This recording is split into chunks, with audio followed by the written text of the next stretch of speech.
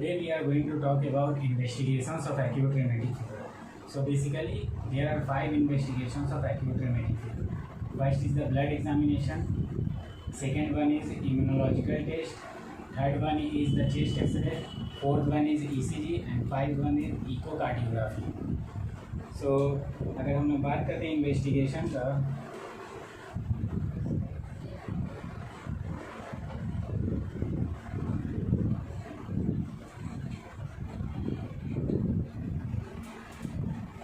तो 5 इन्वेस्टिगेशन होता है एक्यूट rheumatic फीवर का. First one is the blood examination. अब इस ब्लड एग्जामिनेशन में हम लोग क्या देखते हैं, तो ब्लड एग्जामिनेशन में हम लोग को बेसिकली मिलता है क्या, तो हम लोग को ल्यूकोसाइटोसिस मिलता है. ल्यूकोसाइटोसिस. सेकेंड क्या मिलता है हम लोग को, एनीमिया मिलता है.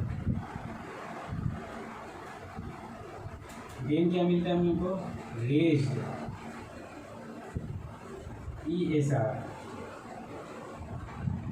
Raised C reactive protein. So हम लोग अगर ब्लड एग्जामिनेशन करते हैं एक्यूट रेमेटिक वाले पेशेंट का, तो हम लोग को क्या मिलता है ब्लड एग्जामिनेशन में, leukocytosis, anaemia, raised ESR and raised C reactive protein. तो ये ब्लड एग्जामिनेशन फर्स्ट इन्वेस्टिगेशन हो गया. Second investigation of acute rheumatic fever is immunological test. Second one is immunological.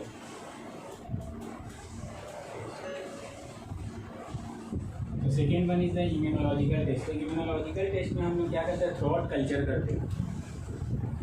क्या करते हैं इम्यूनोलॉजिकल टेस्ट में हम लोग, थ्रोट कल्चर करते हैं. अब थ्रोट कल्चर करते हैं तो इस थ्रोट कल्चर में हम लोग को क्या होता है कि बीटा स्ट्रेप्टोकोकस हिमोलाइटिकस में भी पॉजिटिव हो सकता है. कि इस थ्रोट कल्चर में हम लोग को क्या हो, बीटा स्ट्रेप्टोकोकस हिमोलाइटिकस पॉजिटिव है. बीटा स्ट्रेप्टोकोकस हिमोलाइटिकस में भी पॉजिटिव. ठीक है. बीटा स्ट्रेप्टोकोकस हिमोलाइटिकस अगर पॉजिटिव आ गया तो हम लोग समझ जाएंगे कि patient is suffering from the acute rheumatic fever. अगर बीटा स्ट्रेप्टोकोकस हिमोलाइटिकस पॉजिटिव नहीं आया तो हम लोग देखते हैं क्या चीज़, तो हम लोग देखते हैं level of anti streptolysin antibody. Check करेंगे हम लोग क्या,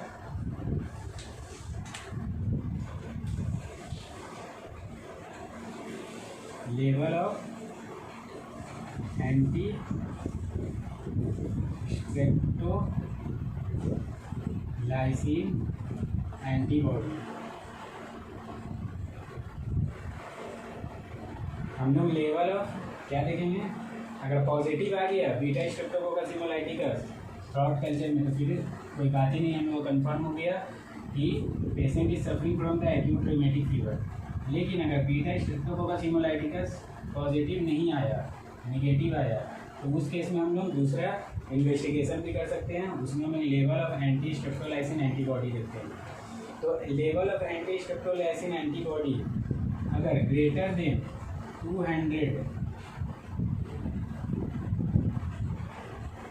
200 thoughts unit,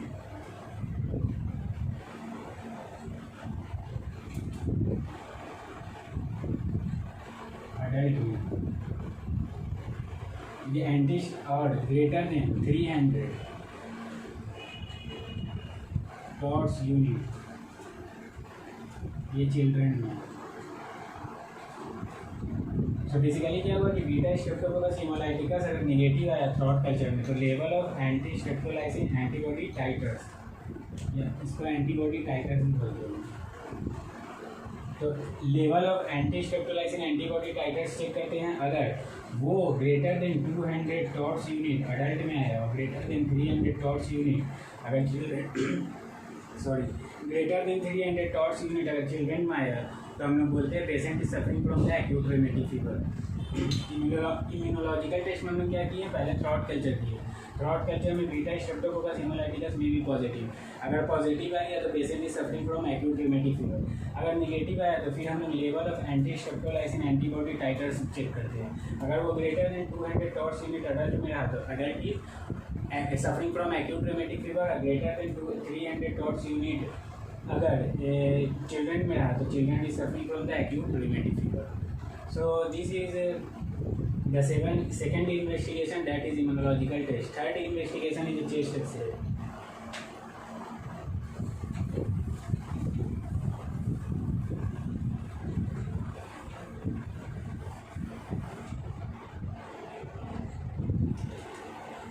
Third investigation is chest X-ray.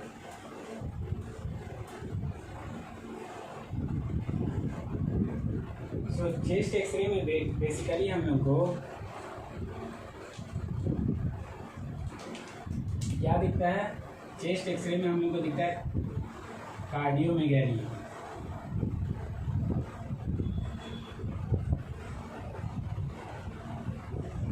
Pulmonary congestion. So chest x ray में हम लोग को क्या दिखा, कार्डियोमेगैली एंड पल्मोनरी कंजेशन। लेकिन ये दोनों चीज़ कब दिखता है, ये दोनों चीज़ हम लोग को तब दिखता है इफ कंजेस्टिव कार्डियक फेल्यूर और हार्ट फेल्यूर डेवलप। अगर एक्यूट रेमेटिक फीवर में डिजीज प्रोग्रेस करके कंजेस्टिव कार्डियक फेल्यूर और कंजेस्टिव हार्ट फेल्यूर डेवलप कर दिया तो उस केस में हम लोगों को एक्यूट रेमेटिक फीवर वाले पेशेंट के चेस्ट एक्सरे में कार्डियोमेगैली दिखेगा एंड पल्मोनरी कंजेशन। तो कब दिखेगा, इफ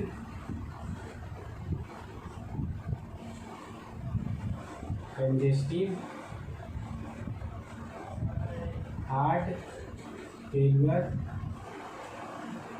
और cardiac failure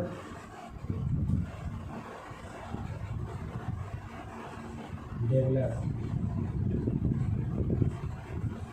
So this is the third investigation, chest X-ray. Now after that, the fourth investigation is the ECG.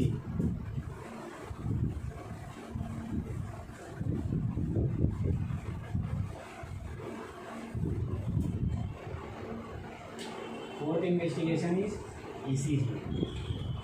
So when we talk about the ECG, हम लोग को ECG में पहला चीज़ क्या मिलता है, पहला चीज़ मिलता है हम लोग को first, second and third degree atrioventricular block.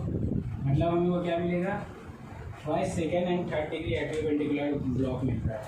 और मोर कॉमनली हम लोग को फर्स्ट एंड सेकेंड डिग्री ही एट्रियोवेंटिकुलर ब्लॉक मिलता है। दूसरा क्या मिलता है हम लोग को, ईसीजी का एसटी कर्व जो है उस एसटी डिप्रेशन मिलता है हम लोग को, ST depression and T inversion and P R interval prolong. So क्या क्या मिला हम लोग ईसीजी में, first second and third degree atrioventricular block, ST depression, T inversion and PR interval prolong, PR interval of the ECG prolong. So ये हम लोग को क्या मिलता है, ईसीजी में हम लोग को मिलता है एक्यूट रिमेटिक फीवर वाले पेशेंट में। Now after that the fifth and the last investigation is echocardiography.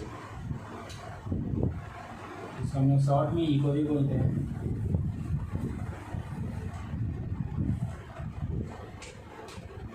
Fifth one is echocardiography. Echocardiography में हम लोग को क्या मिलता है, इनलार्ज हार्ट मिलता है या कार्डियक इनलार्जमेंट भी इसको हम बोलते हैं, कार्डियक इनलार्जमेंट।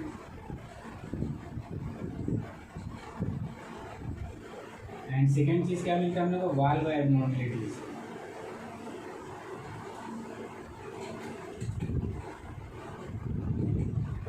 तो ये हम लोग को मिलता है क्या, इकोकार्डियोग्राफी मिलता है।